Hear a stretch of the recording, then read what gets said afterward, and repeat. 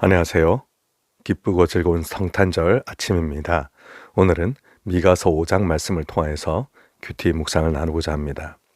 오늘 말씀에 보면 이제 도시는 예루살렘뿐만 아니라 남유다 전체가 이제 포위되고 북이스라엘의 전철을 밟아서 남유다도 이제는 완전히 멸망으로 향하는 게 아닌가 하는 이런 고통스러운 상황 가운데서 조진 말씀입니다.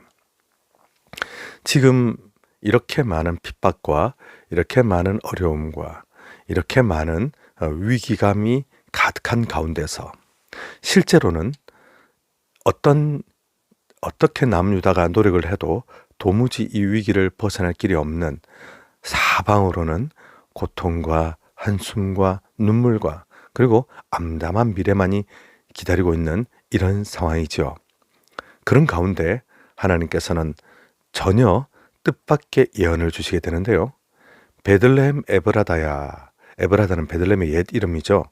이렇게 부르시면서 이 작고 작은 도시 베들레헴을 갑자기 하나님께서는 집중하시게 됩니다.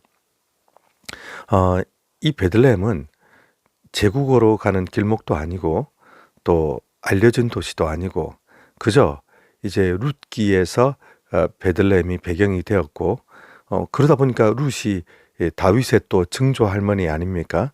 그래서 다윗이 그 베들레헴에서 태어나게 되었고 그리고 다윗이 왕이 되면서 이제 베들레헴이 이제 조금 유명해졌을라나요? 그러나 다윗은 계속 쫓겨다니다가 결국 왕이 되고 나서는 또 예루살렘에서 거하게 되는데요. 그래서 베들레헴은 그 이후에도 줄곧 별로 주목을 받지 못한 도시였습니다. 작은 도시이며 이곳은 정말 보잘것이 없는 곳이었는데 하나님께서 이곳에서 이제 위대한 일을 이루시게 되죠.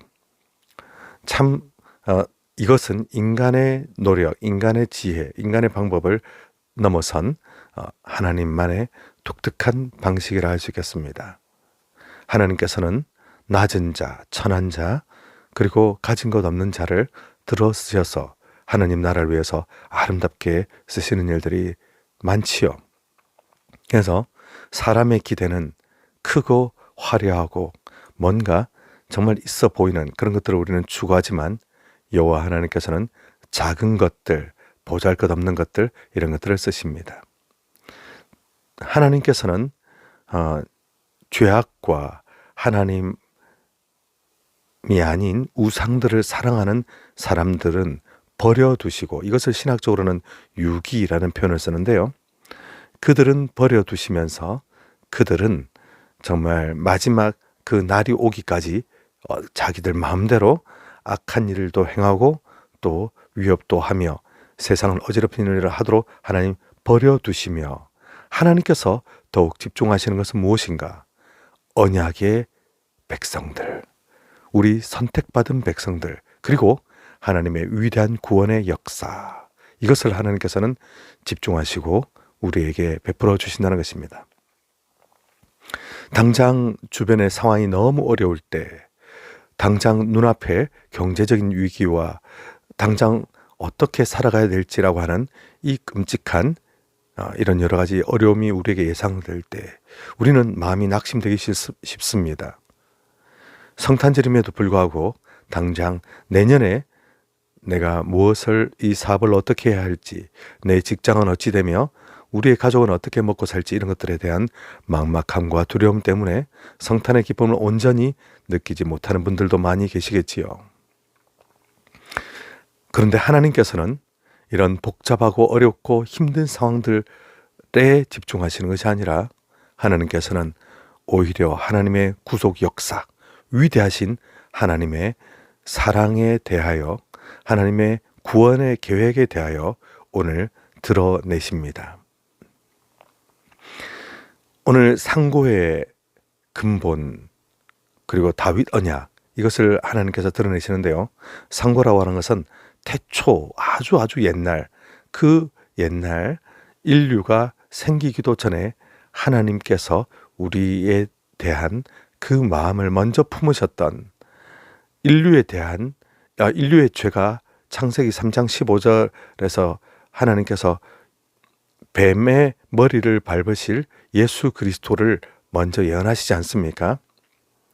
이처럼 예수 그리스도의 오심은 우연히 어쩌다가 갑자기 결정된 것이 아니라 아주 오래전부터 아주 상상도 못할 옛날 그 시간부터 하나님께서는 준비해 오셨다는 것이죠. 우리는 늘 현재를 살고 과거의 기억을 붙들며 미래에 대한 이 어떤 추측만 하며 우리는 현재 속에 살아갑니다. 그러나 하나님께는 그렇지가 않지요. 하나님께서는 모든 영원의 시간을, 과거의 그 영혼과 미래의 영혼을 모두 다 하나님께서는 붙들고 계시는데요. 하나님께서는 그 놀라우신 사랑의 손길로 우리를 한 명 한 명 정말 우리에게 가장 좋은 길로, 가장 아름다운 길로 하나님께서는 인도해 가십니다.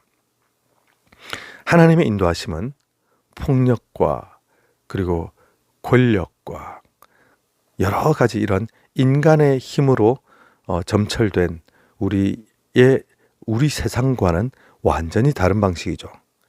그곳에는 평화가 있으며 하나님의 사랑이 있으며 하나님께서 오래 참으시는 자비가 있는 나라, 이것을 실현해 주실 바로 메시아 예수 그리스도의 탄생을 오늘 드러내시는 것입니다. 오늘 예수님에 대하여 묘사되는 아주 중요한 단어, 목자. 이스라엘을 다스릴 목자. 왜 목자라는 표현을 쓰셨을까요? 참 신비로운데요. 여호와께서는 우리의 목자가 틀림없는데 바로 오실 메시아도 목자라고 표현을 합니다. 목자는 양을 잡아먹는 사람이 목자가 아니죠. 목자는 양을 돌보는 사람이며 양을 키우는 사람이며 양을 위하여 목숨을 버리는 참된 목자는 그러하지요. 그래서 왕은, 우리에게 오실 이 메시아 왕은 힘을 과시하고 힘으로 백성들을 억누르며 백성들의 고혈을 빨아서 본인의 어떤 자리를 유지하는 그런 왕이 아니라는 것입니다. 평강을 주실 왕, 은혜를 주실 왕, 더 나아가 베들레헴 떡집에서, 구유 말의 밥그릇에서 그 생명을 우리에게 주시기 위하여 우리의 죄악과 우리의 이 절망과 우리의 완전한 파멸, 이 모든 우리의 운명, 데스티니를 모두 짊어지시고 우리의 모든 그 추악한 것들을 가져가시며 예수 그리스도의 생명, 예수 그리스도의 그 아름다우심, 그것들을 대신 우리에게 주시기 위하여 이 땅에 오신다는 것입니다. 우리가 말은 이렇게 하지만 이게 논리적으로 결코 가능한 것이 아니지요. 세상 그 누구가 왕의 아들께서 우리 이 거지 같은 누추한 인생에 찾아오셔서 본인이 가지고 계신 그 왕좌와 그 아름다운 이름과 놀라우신 성품과 그 모든 것들을 우리에게 주시며 왕의 아들이라고 하는, 왕의 딸이라고 하는 지위를 주시며 스스로 우리가 입었던 옷을 입으시고 우리가 죽어야 맞아야 하는 매를 맞으시고 우리가 죽어야 하는 그 자리로 스스로 걸어 들어가신다는 것이 가능한 일이겠습니까? 우리 인간 세계에서는 그런 일이 있을 수도 없거니와 있다 하더라도 하다가 포기할 것입니다. 마음은 먹었을지 모르지만 할 수가 없는 일이지요. 그런데 우리의 선한 목자 되시는 예수님께서 이를 위하여 오셨고 마침내 십자가에 돌아가시기까지 쉬지 않으시고 마침내 이를 이루어내십니다. 정말 놀라운 사랑이 아닐 수가 없습니다. 우리가 성탄절을 그저 기뻐하는 날, 아무 의미 없이 선물 받는 날, 이렇게만 이해하기에는 참으로 많은 한계가 있는 것이 사실입니다. 우리는 이 성탄절에 예수 그리스도의 그 놀라우신 사랑, 그 위대하신 사랑, 그 아름다우신 사랑에 대하여 깊이 깊이 묵상을 해야만 되겠습니다. 하나님께서는 우리에게서 죄악과 우상과의 이 단절을 선언하시며, 이제 너는 하나님의 자녀이다. 이제 너는 새 생명을 얻었다. 이제 너는 영원한 나라에 들어갈 나의 백성이다. 이렇게 선포해 주시는 것입니다.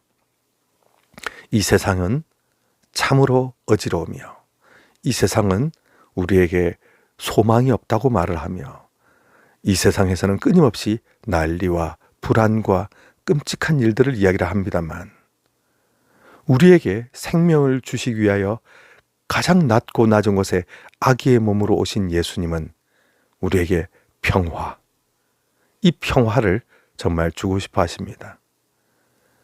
평화가 다른 말로 평안이지요. 이 평안은 내가 돈을 많이 벌고 세상에서 권세를 얻어서 이렇게 얻게 되고 알게 되는 그런 평안이 아니지요. 오직 우리의 모든 죄악을 도말하시고 나를 위하여 대신 그 죄악의 저주를 짊어지신 예수 그리스도, 그 생명 안에서 발견되는 평안입니다. 그리고 이것은 그냥 내 마음이 즐거운 상태가 아니라 바로 우리의 본래 왕이시며 본래 주인이신 하나님과의 관계가 회복되어지는, 관계가 다시 올바로 세워지는 가운데 얻게 되는 평화인 것입니다. 우리는 오늘 이 귀한 성탄절, 나를 위하여 십자가를 지시기 위해 이 땅에 오신 예수 그리스도 한 분께 집중했으면 좋겠습니다. 그 아름다우심, 그 위대하심, 그 놀라우심을 다시 묵상하며, 하나님, 이렇게 귀한 아름다운 성탄을 저희에게 주신 것 참으로 감사합니다. 저희의 온 마음을 다하여 하나님을 경배하기를 원합니다. 이렇게 고백하는 귀한 성탄절 되시길 바랍니다.